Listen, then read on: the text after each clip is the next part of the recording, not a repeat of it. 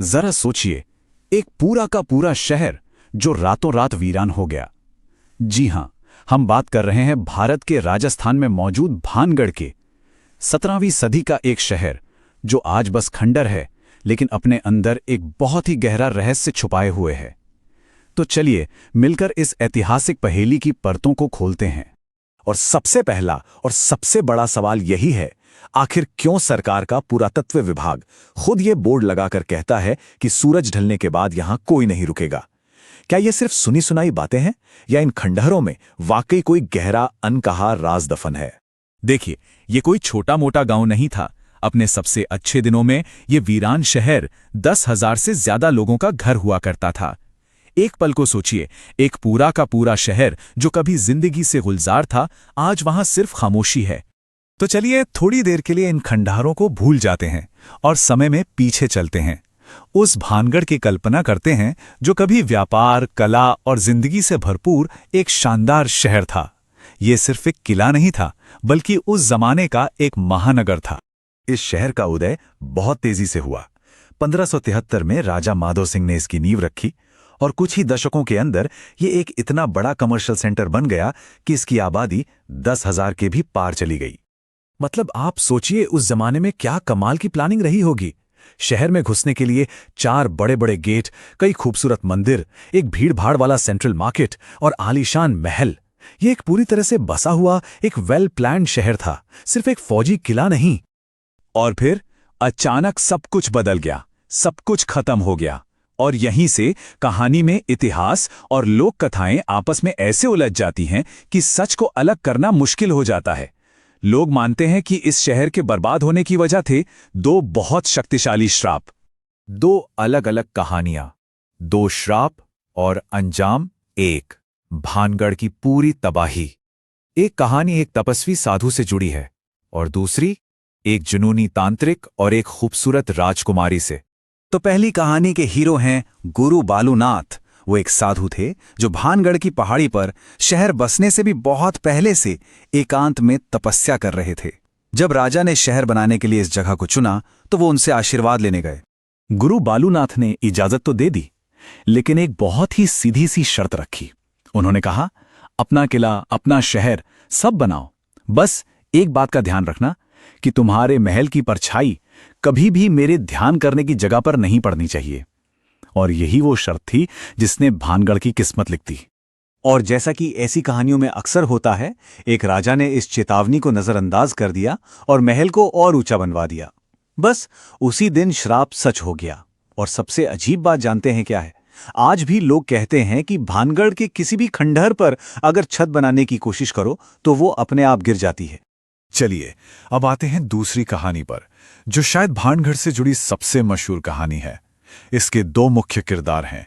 एक तरफ राजकुमारी रत्नावती, जिनकी खूबसूरती के चर्चे दूर दूर तक थे, और दूसरी तरफ सिंघिया नाम का एक तांत्रिक जो काले जादू का माहिर था। तो हुआ ये कि सिंघिया राजकुमारी को किसी भी हाल में पाना चाहता था और इसके लिए उसने काले जादू का रास्ता अपनाया। उसने एक इत्र की शीशी पर वशीकरण मंत्र किया, लेकिन राजकुमारी बहुत समझदार थी। उसने उस जादू को पहचान लिया और गुस्से में वो शीशी पास की एक बड़ी चट्टान पर फेंक कर मार दी। लेकिन जादू तो जादू है। वो शीशी लगते ही वो भारी भरकम चट्टान अपने आप लुढ़कने लगी और सीधा जाकर सिंघिया के ऊपर गिर गई। और मरते मरते उस तांत्रिक ने अपनी आखिरी सांसों से भानगढ़ को श्राप दे दिया, एक ऐसा श्राप जिसने शहर का मुकद्दर हमेशा के लिए बदल दिया। और कहते हैं कि उस तांत्रिक का श्राप बहुत बहुत जल्दी सच हो गया। सिर्फ 1 साल के अंदर ही दुश्मनों ने भानगढ़ पर हमला कर दिया। उस जंग में राजकुमारी रत्नावती समेत हजारों लोग मारे गए और वो हंसता खेलता शहर हमेशा के लिए वीरान हो गया। तो ये तो हो गई लोक कथाएं, सुनने में बहुत दिलचस्प है ना? लेकिन अब इन कहानियों से थोड़ा बाहर निकलते हैं और देखते हैं कि इतिहास की किताबों में क्या लिखा है। क्या हिस्टोरियंस के पास भानगढ़ की इस तबाही की कोई और वजह है? इतिहास के पन्ने एक बिल्कुल अलग ही कहानी बताते हैं। रिकॉर्ड्स के मुताबिक भानगढ़ पर एक के बाद एक कई मुसीबतें आईं। पहले 1720 के आसपास एक भयानक अकाल पड़ा। फिर बिजनेस के रास्ते बदल गए, जिससे शहर की इकोनॉमी मतलब अर्थव्यवस्था पूरी तरह चरमरा गई। और जो थोड़ी बहुत कसर बची थी वो 1783 के एक हमले ने पूरी कर दी। तो अब हमारे सामने दो तस्वीरें हैं। एक तरफ हैं साधु और तांत्रिक के श्राप की अलौकिक कहानियां, और दूसरी तरफ हैं अकाल, युद्ध और आर्थिक मंदी जैसे ठोस लॉजिकल कारण। तो सच किसे माना जाए? और ये सवाल बहुत गहरा है कि जब हमारे पास लॉजिकल कारण मौजूद हैं तो फिर भी ये श्राप वाली कहानियां आज भी लोगों के जहन में इतनी जिंदा क्यों हैं? क्यों लोग इतिहास से ज्यादा इन किंवदंतियों पर भरोसा करते हैं? देखिए, इसके पीछे शायद साइकोलॉजी है। पहली बात, जब कोई बहुत बड़ी और भयानक तबाही आती है तो उसे समझने के लिए इंसान अक्सर कहानियों का सहारा लेता है। और दूसरी वजह हो सकती है एक प्रैक्टिकल चेतावनी। इन कहानियों ने लोगों को इन खतरनाक खंडरों और जंगली जानवरों से दूर रहने के लिए डराए रखा।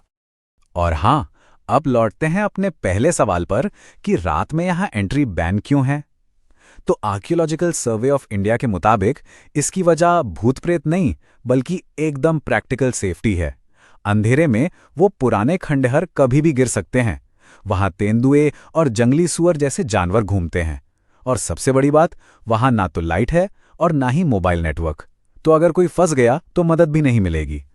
तो आखिर में कहानी चाहे श्राप की हो या फिर इतिहास के कड़वे सच की, एक बात तो पक्की है कि भानगढ़ आज भी भारत की सबसे रहस्यमयी और दिलचस्प जगहों में से एक है। एक ऐसी जगह जो आज भी लोगों को अपनी तरफ खींचती है। तो भानगढ़ आखिर है क्या?